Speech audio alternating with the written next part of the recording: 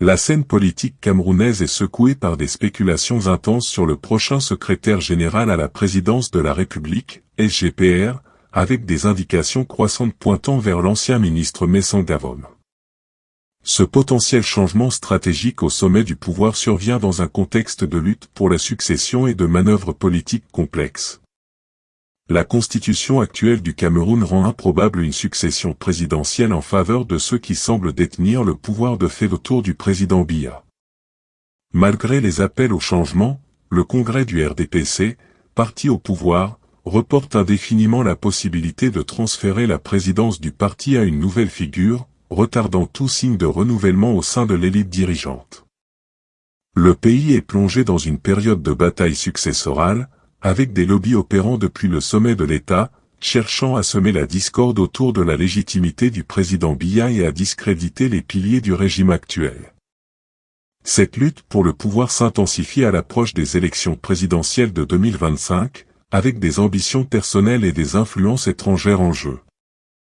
L'entrée en scène possible de Messang Davom au SGPR est interprétée comme une manœuvre politique sophistiquée. Son profil, associé à son expertise et à son expérience ministérielle, le positionne comme un acteur clé dans le jeu de succession en cours. Cependant, il n'est pas sans controverse, ayant été écarté du gouvernement en 2011, ce qui a alimenté des rumeurs et des accusations. La situation politique actuelle expose également des fissures dans la stabilité du pays, avec des alliances se formant sur des bases identitaires et des tensions interrégionales.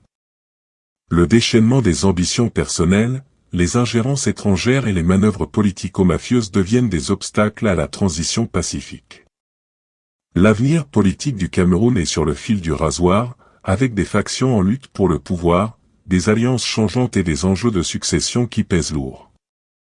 Dans cet environnement politique complexe, l'ascension potentielle de Messang Davom pourrait redéfinir l'équilibre du pouvoir, mais cela nécessite une analyse approfondie des dynamiques en jeu. Ferdinand Ngo serait-il tombé en disgrâce à Etoudi? Depuis la célébration des membres des task force qui ont géré la CAN et le Covid, les nouvelles concernant le secrétaire général de la présidence ne rassurent pas. Le journal L'Indépendant dans sa livraison de ce jour évoque ouvertement la succession du prochain collaborateur de Paul Biya. Succession ouverte au secrétariat général de la présidence de la République. Messang Davom, dans les starting blocks, titre le journal qui s'interroge sur le profil du nouveau pressenti. Bernard Messang Davom n'est pas nouveau dans le sérail.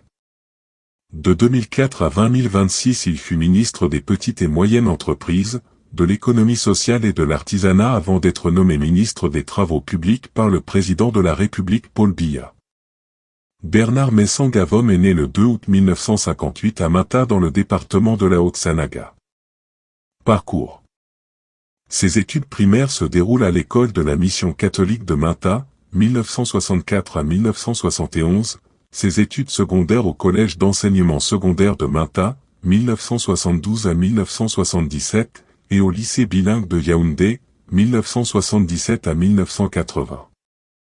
Quant aux études supérieures, elles se déroulent à la faculté de droit et sciences économiques de l'université de Yaoundé, 1980 à 1987, à l'école nationale d'administration et de magistrature, 1983 à 1985, à l'université de droit, d'économie et des sciences d'Aix-Marseille en France, 1990 à 1993, où il obtient le doctorat en droit, et l'Institut international d'administration publique de Paris, 1992 à 1993.